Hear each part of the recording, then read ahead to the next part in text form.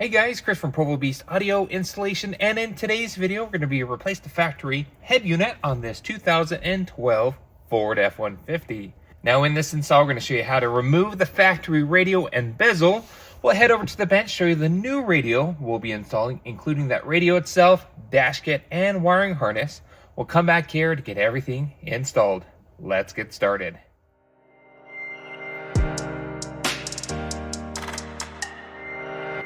Now, before we jump into things, a couple of things to note. There are some various trim differences within this generation F-150. Big one is whether you have the factory amplifier or not, whether you have a screen or basic radio like we do, and if you have the 13 or 14 year F-150, that's more like the next generation build versus this one, and we can provide all those details and notes in the description so that video can still be helpful for you. With that being said, we have a more bass trim. It's an XLT trim. We don't have a factory amplifier. We do have sync down below, but nonetheless, everything that we'll talk about once we get to the bench will apply to your F-150 at home. First thing we need to do is get this radio on out. First step here is if you have sync or some sort of panel down here, it does need to come out because it's going to expose a screw. And there's a couple of screws up top. Now I have a couple of different various panel trim removal tools just to help me with it. It pops on out. There's two clips on both sides. Our sync logo came off. It's okay. We'll reattach that there. Now that's going to expose a 7mm or 9/32 screw. Now it's also easiest just to disconnect this harness. Again, if you don't have sync, you might not have the USB and aux panel down here. Up top, we have a little rubber bottom piece. When we pop that out, it's going to expose access to two more screws. Remove those. So with that out, now our silver trim pieces are ones that need to come out of the way because it's a layered approach. I like to grab at the bottom and kind of pull up towards me. That's going to kind of loosen them up a little bit. And working from the bottom here, we're going to work these on out. Now, oftentimes this edge is behind the factory airbag. I really don't want to take that out. And on this side, it's underneath the trim around the gauge cluster. So that's probably enough on both sides that we can get this piece on out. Now, same thing using my fingers or a panel tool. We're going to just work this on out. Just sneak it out from back behind these trim pieces, just like that. Now you'll have some various harnesses connected to the back of the bezel.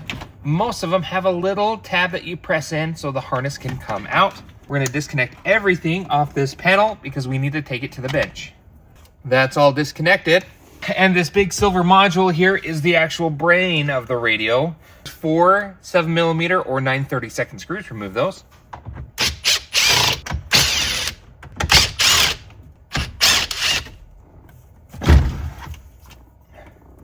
Disconnect your harnesses.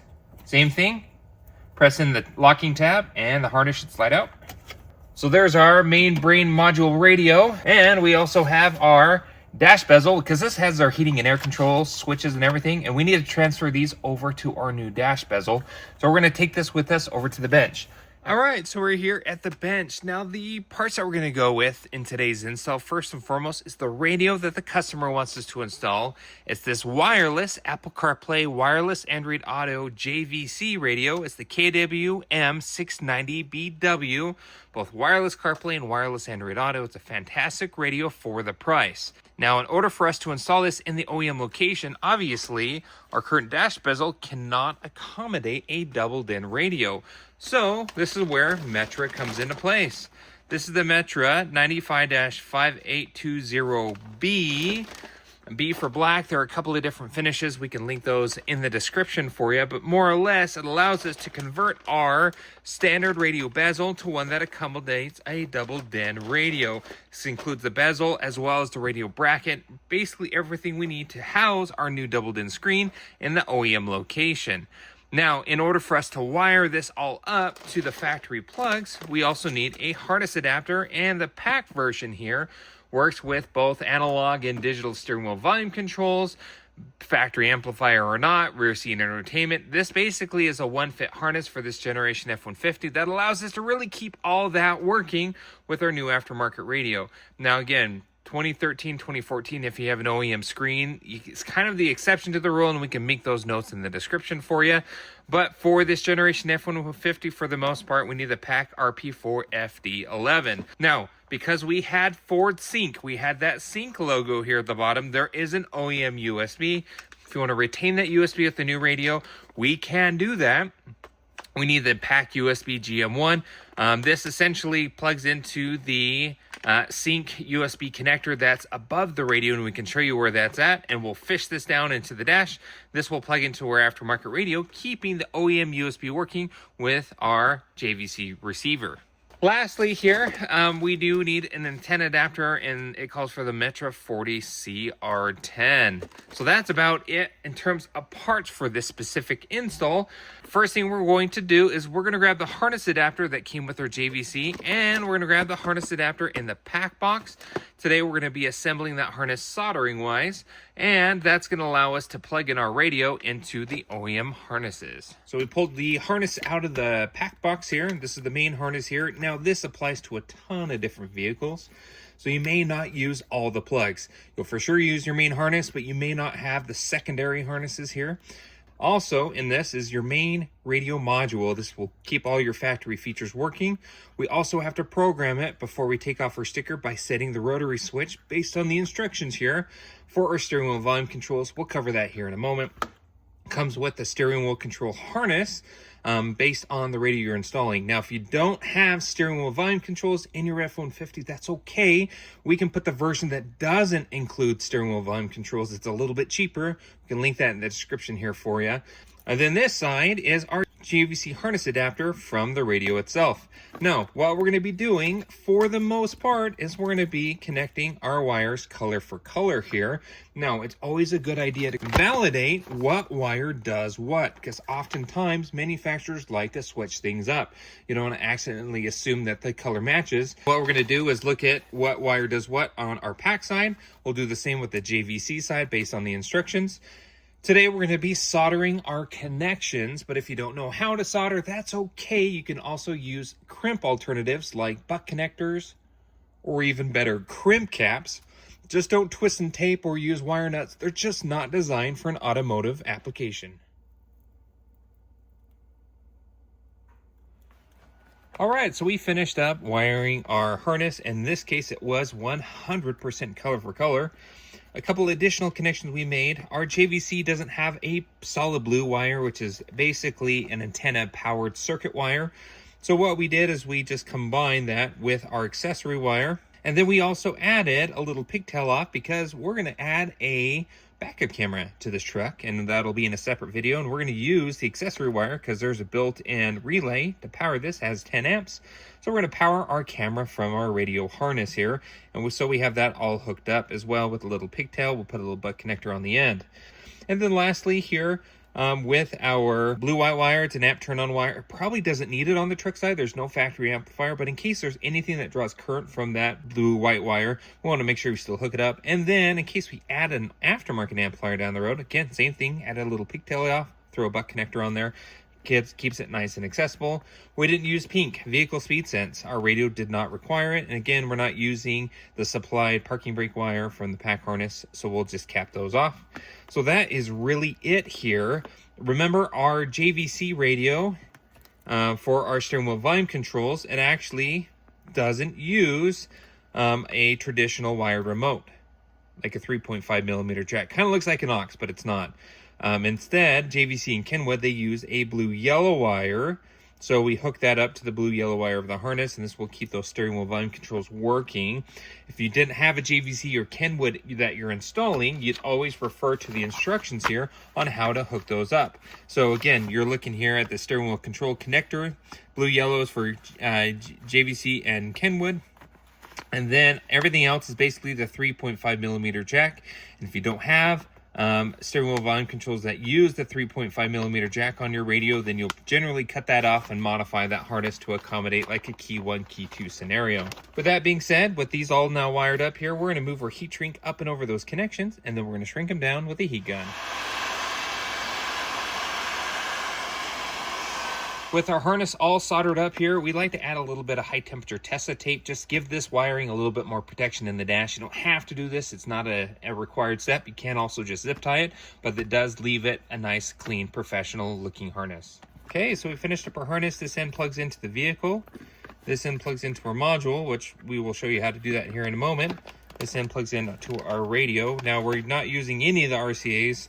We're not using the sub output, rear seat entertainment, or the factory aux. We don't have an aux, we don't have rear seat entertainment, and there's no OEM subwoofer. So we don't need any of these RCAs in our application, but this will plug into our radio. We have our little pigtails off for an extra amplifier down the road, and our backup camera power wire here. Hooked up our parking brake wire, that's all done.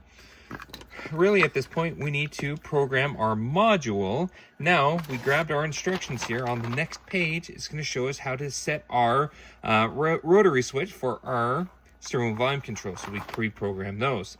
Now, looking at this, we need to find JVC, which we're doing. So we need to set our switch to 2. But if you're doing any other radio, you have to set that dip switch correspondingly. And if you're doing a no-name branded radio, it's probably under the other selection on number 7. So we need to set it to 2. We have a little screwdriver here. We're going to set ours to 2. Just like that. It's all done. Now, what we can do is remove the sticker.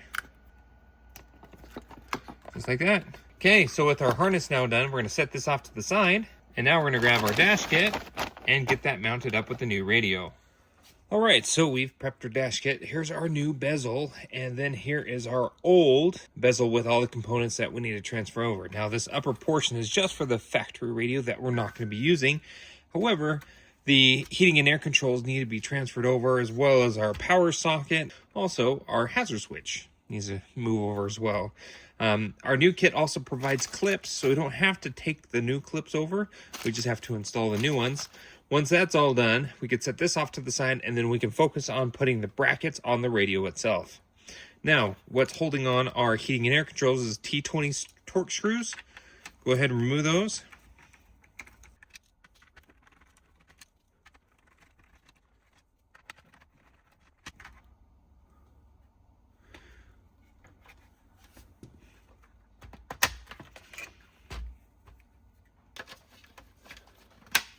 Now this just popped out. Generally there's better clips. It looks like we have a broken clip here, so we may have to glue this in. But oftentimes what you do is you look inside here and you press in the little tabs, and the metal housing will actually come out of the plastic ring. Then you seat the ring and then put in the metal housing. But this came out all as one piece. You might have to glue it in place just so it's not loose in the dash. So we'll wrap this up and leave it with the OEM radio back with the customer, just in case he ever wants to revert back to factory.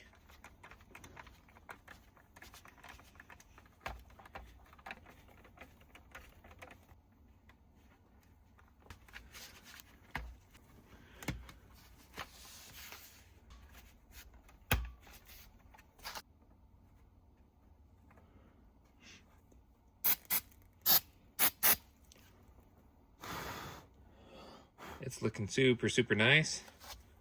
Make sure everything moves and doesn't bind up. Okay, so we're done with this. We put a little glue, CA glue on that just to hold that in place. Next here, we're gonna grab our little wingies that go on as well. Now, if you're wondering which side goes what, you'll notice that there's wide and narrow little tabs that fit within this.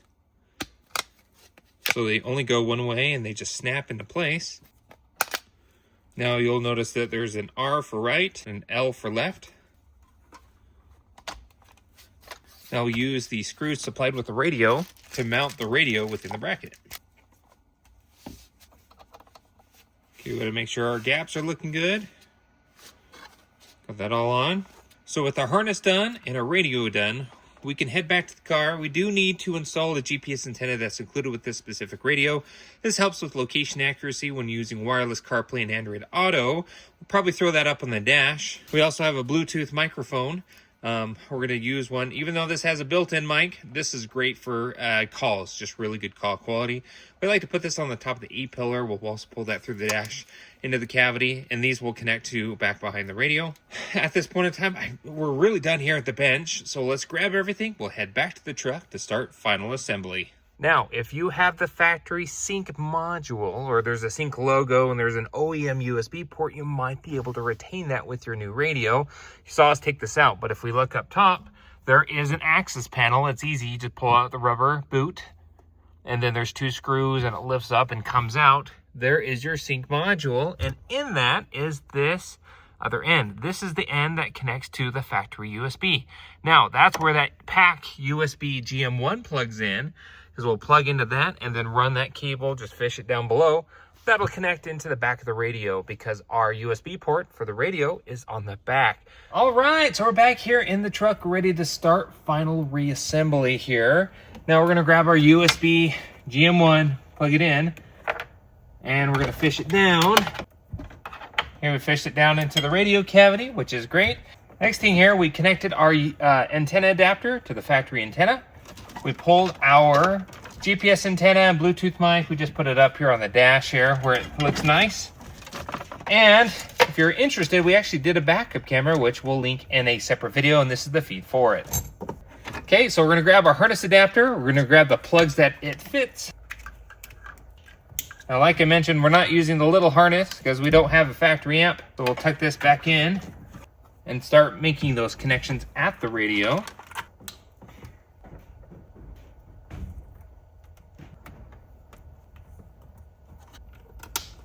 Okay, so we made all our connections here at the radio, and now we can just carefully tuck everything back into the dash.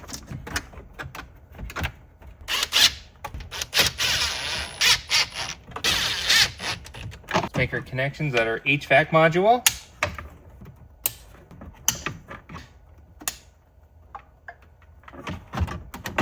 Okay, what we want to do is test everything to make sure it's working.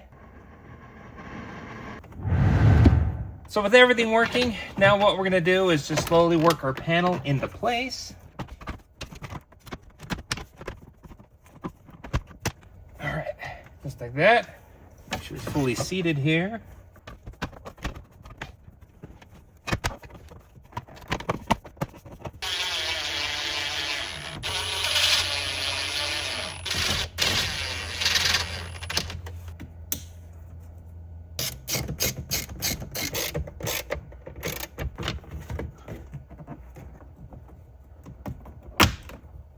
All done, good to go.